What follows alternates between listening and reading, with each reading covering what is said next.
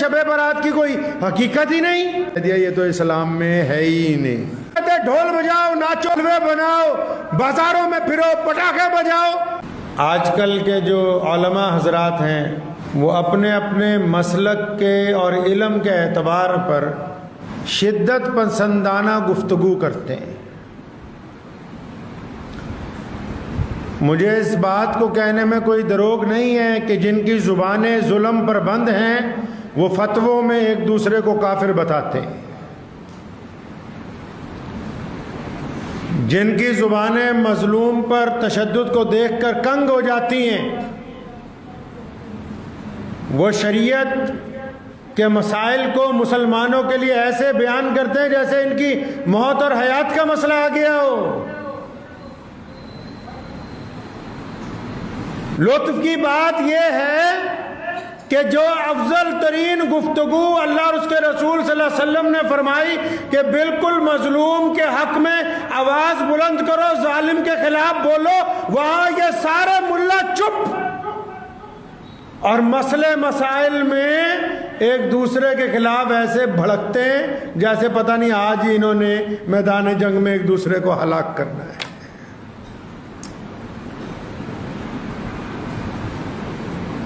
عقیدے منجمد اپنی جگہ پر، عقیدے منجمد اپنی جگہ پر اماموں کی قبائیں لڑ رہی ہیں۔ عقیدہ تو اپنی جگہ کھڑا ہے، یہ لڑ رہے ہیں، اور کس سے؟ مظلوم پر ظلم کرنے والے کے خلاف نہیں نہیں نہیں نہیں نہیں نہیں، یہ آپس میں دستے گریبان ہے، آپس میں دستے گریبان ہے۔ اچھا عالم وہ ہوتا ہے جو اس بات کو تسلیم کرے کہ اس کا علم ابھی مکمل نہیں ہوا۔ بڑھیا بندہ وہ ہے اللہ کی نگاہ میں جو ساری زندگی اس بات کو تسلیم کرے کہ ابھی علم مکمل نہیں ہوا۔ کسی بات کی تحقیق میں اگر اس کو کچھ تھوڑے بہت شبہات ہوں، مغالطے ہوں، تو کوشش کرے کہ یہ جاری رہے گی تاکہ میں اس کی تہہ تک پہنچاؤں۔ یہ کیا بات ہوئی؟ کچھ لوگ کہتے ہیں شب برات کی کوئی حقیقت ہی نہیں، اور جو اس کی حقیقت بیان کر رہے ہیں وہ تو کہتے ہیں ڈھول بجاؤ، ناچو، بڑی بڑی لائٹیں لگاؤ، حلوے بناؤ، بازاروں میں پھرو، پٹاخے بجاؤ۔ حیرت کی بات ہے، یہ شدت کے ساتھ منع کرنے والے بھی اپنی جگہ درست نہیں ہیں، اور وہ شدت کے ساتھ شب برات منانے والے بھی اپنی جگہ درست نہیں ہیں۔ بھولے بھالے مسلمانوں کا بینڈ باجا بجا دیا ان لوگوں نے۔ ساری بیماریاں ہمارے ملک میں ہی ہیں، باہر نہیں ہیں کہیں، کیونکہ پتہ ہے نا یہاں تو مرید ہیں، سیاست میں بھی لوگ لوگوں کے مرید ہیں، مذہبی طور پر بھی لوگ لوگوں کے مرید ہیں۔ یہاں قرآن اور حدیث کو بعد میں دیکھا جاتا ہے، اپنے پیر کو پہلے دیکھا جاتا ہے۔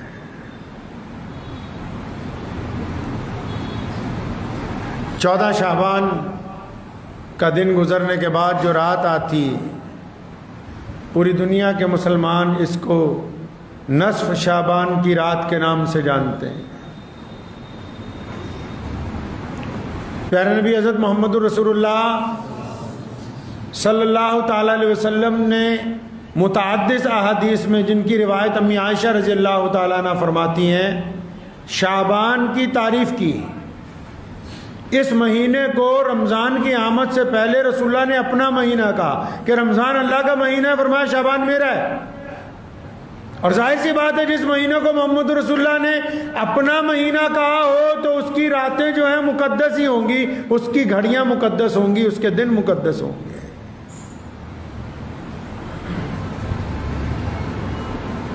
ہم نے جو شب برات منانی شروع کی تو ہماری جو رسم رواج ہم نے بنائے ان کو کئی مولویوں نے دیکھ کے سیدھا ہی کہہ دیا یہ تو اسلام میں ہے ہی نہیں، اور جنہوں نے کہا ہے انہوں نے بھی ساری ضعیف حدیثیں اکٹھی کر کے مسلمانوں کو کہا زور لگا دو، جتنے تم پٹھے کام کر سکتے ہو کر دو، بس رکنا نہیں۔ تو پھر شب برات کی حقیقت کیا ہے؟ وہ لوگ کیوں چپ ہیں جن کو حقیقت پتہ ہے؟ وہ بتاتے کیوں نہیں کہ اس رات کو کیا کرنا ہے کیا نہیں کرنا؟ دو گروپوں میں بٹے ہوئے ہیں، ایک کہہ رہا کچھ بھی نہیں کرنا تاکہ اس کو پتا میرے ساتھ ایسے لوگ ہیں جو چاہتے ہیں کچھ بھی نہیں کرنا، اور ایک ایسے ہیں جو کہتے ہیں بہت کچھ کرنا ہے تاکہ ان کو پتا ہم اپنی عوام کو اسی لیے کچھ کر سکیں گے تاکہ یہ کہیں کہ واقعی ہمارا مولوی ٹھیک کر رہا ہے کہ اس رات بہت کچھ کرنا ہے۔ تو ہمیں نہ ان کی سننی ہے نہ ان کی سننی ہے، ہمیں محمد الرسول اللہ صلی اللہ علیہ وسلم کی سننی ہے۔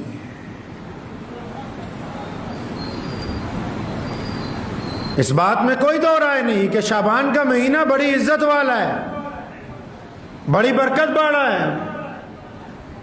رسول اللہ صلی اللہ علیہ وسلم نے اس مہینے کو اپنا مہینہ بتایا تو یہی بہت بڑی بات ہے پہلے۔ پھر رسول اللہ صلی اللہ علیہ وسلم نے اس مہینے میں مستقل روزے رکھے ہیں۔ امی عائشہ رضی اللہ عنہ نے فرمایا کہ اس مہینے میں باقاعدہ حساب کتاب ہوتا ہے، اللہ تبارک و تعالیٰ کے یہاں آڈٹ ہوتا ہے، جیسے ہم دنیا میں آڈٹ کرتے ہیں مارچ کے مہینے میں، کہ کس نے سارا سال کیا کیا، کتنے پیدا ہوں گے، کتنے مر جائیں گے آئندہ سال میں۔ فرمایا میں چاہتا ہوں میرے رب کے سامنے جب اعمال جائیں تو وہ روزے دار کی حیثیت سے جائیں۔ نبی علیہ الصلوۃ والسلام نے اس رات کے متعلق کہا کہ جب بندہ اپنے رب سے مانگتا ہے تو اللہ تبارک و تعالیٰ اسے معاف کرنے کے لیے تیار بیٹھے ہیں۔ بالکل اس بات سے بالکل انکار نہیں کیا جا سکتا کہ حدیث کے مطابق یہ آنے والی رات مقدس نہیں ہے، بالکل مقدس ہے۔ اللہ تبارک و تعالیٰ آسمان دنیا میں اپنے جاہ و جلال کے مطابق، اپنے معیار کے مطابق جو کائنات میں سب سے زیادہ بلند ہے تشریف فرما ہوتے ہیں بعد نماز مغرب ہی، اور پھر صبح تہجد کے وقت تک، فجر کی نماز تک اعلان ہوتا ہے بار بار کہ کوئی ہے مانگنے والا تو آج ہم سے مانگ لے، ہم اس کو دینے کے لیے تیار ہیں۔ امام ترمذی نے باقاعدہ اس پر باب باندھا ہے۔ جن لوگوں کو شوق ہے بحث و مباحثے کا کہ نئی حدیث صحیح ستہ میں ہی ہونی چاہیے، تو امام ترمذی نے باقاعدہ اس رات کے اوپر ترمذی شریف میں پورا باب لکھا ہے۔ اب پتہ یہ لگ گیا کہ رات تو واقعی مقدس ہے، لیکن یہ سب کے لیے مقدس نہیں ہے۔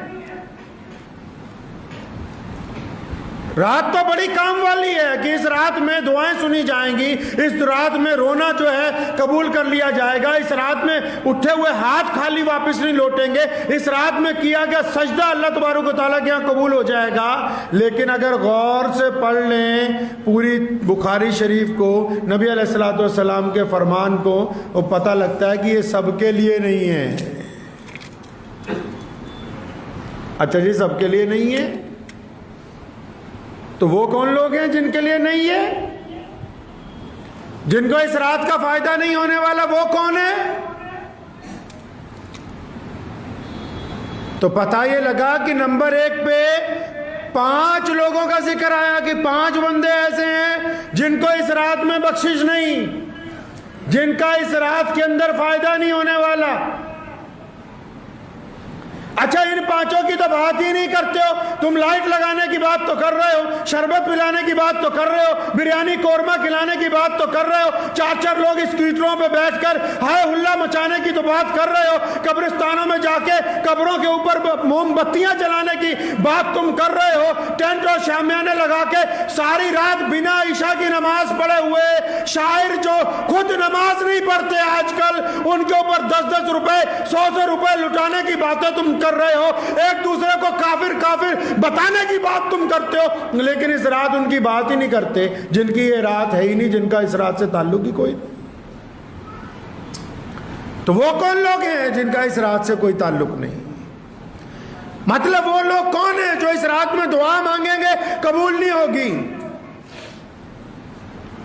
لکھا ہے کہ پہلا بندہ وہ جو مشرک ہوگا، جس نے اللہ کی ذات میں شرک کر لیا، شرک کرنے کے بعد اللہ سے مدد مانگے گا اس رات میں تو اللہ کی مدد اس کے لیے نہیں آئے گی۔ دوسرا بندہ وہ جو چغلی کرتا ہے۔ دوسرا بندہ کون جی؟ جو چغلی کرتا ہے سارا دن۔ قرآن نے بھی تو کہا نا وَيْلٌ لِّكُلِّ ہُمَزَةٍ لُمَزَةٍ، اللہ فرماتے ہیں ویل ہے، تباہی ہے اس بندے کے لیے جو دوسروں کے عیب تلاش کرتا ہے پھر ان عیبوں کو دوسروں کو بتاتا پھرتا ہے۔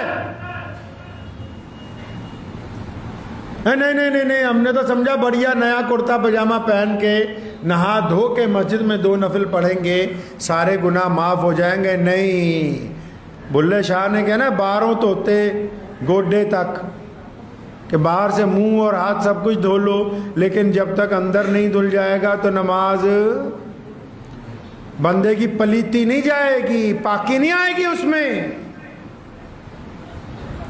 پہلا مشرک جس کا کوئی فائدہ نہیں اس رات کا، دوسرا چغل خور جس کو اس رات کا کوئی فائدہ نہیں، تیسرا تکبر کرنے والا جو اللہ کے بندوں کو حقیر سمجھتا ہے، جو اللہ کے بندوں کو ذلیل سمجھتا ہے، اپنے آپ کو سمجھتا ہے میں بڑے عہدے والا ہوں، میں بڑی شان والا ہوں، میں بڑے اچھے چہرے والا ہوں، میں بڑا بلند ہوں، میں بڑا 30 مار کھاؤں،